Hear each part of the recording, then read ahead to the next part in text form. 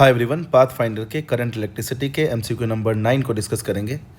In this question again we have a large network, ideal battery, ideal voltmeter, ideal ammeter, बहुत सारे resistances और यहाँ पर एक वेरिएबल रेजिस्टेंस जिसको रियोस्टैट कहते हैं।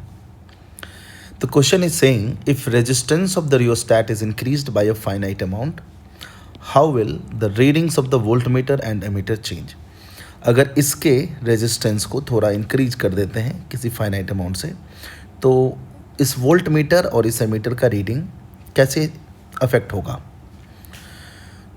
तो इस एनालिसिस को सिंपल करने के लिए हम इन दोनों पॉइंट के अक्रॉस, मान लीजिए पॉइंट ए एंड बी, इन दोनों पॉइंट्स के अक्रॉस इस पूरे रिमेनिंग सर्किट को एक इक्विवेलेंट बैटरी में कन्वर्ट कर देते हैं।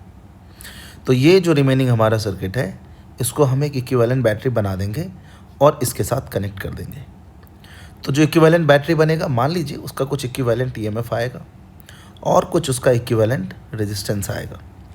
ऐसा करने से हमारे एनालिसिस में कोई दिक्कत नहीं आएगा, क्योंकि हमने जिस पोर्शन को एक बैटरी बनाया है उसके इस तरफ वोल्ट मीटर और एमीटर है, तो वोल्ट मीटर और एमीटर का रीडिंग उसके वजह से चेंज होने वाला नहीं है।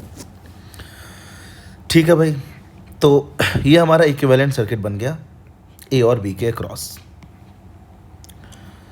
अब अगर हम इस रेजिस्टेंस को इंक्रीज करते हैं तो इस पार्ट का रेजिस्टेंस बढ़ गया, इनफैक्ट पूरे सर्किट का रेजिस्टेंस बढ़ गया।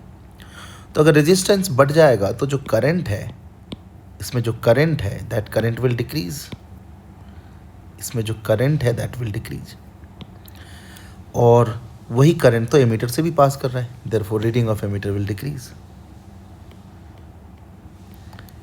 Reading of ammeter will decrease. अच्छा, अगर करंट कम हुआ तो ये जो इक्विवेलेंट रेजिस्टेंस है इसके क्रॉस पोटेंशियल ड्रॉप घट जाएगा।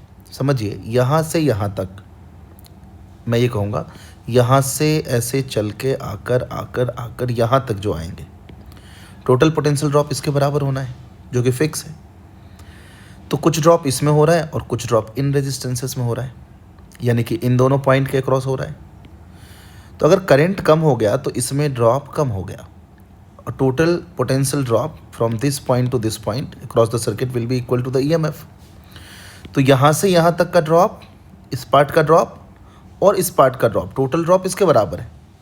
तो अगर इसमें पोटेंशियल ड्रॉप अब कम हो गया क्योंकि करंट इज नाउ डिक्रीज्ड, तो यहाँ पर अगर पोटेंशियल ड्रॉप कम है तो यहाँ पर पोटेंशियल ड्रॉप बढ़ गया होगा।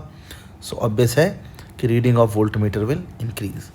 सो voltmeter reading will increase and ammeter reading will decrease. Simple question है। हमने इक्विवेलेंट बैटरी के कॉन्सेप्ट को यूज़ करके इसके पहले वाले क्वेश्चंस जो थे एक दो, वहाँ पर भी अप्लाई करके आंसर निकाला है। तो I think this is good way to analyse the problem by considering an equivalent battery. I hope आपको समझ में आया होगा। तो this is everything. See you in the next solution video.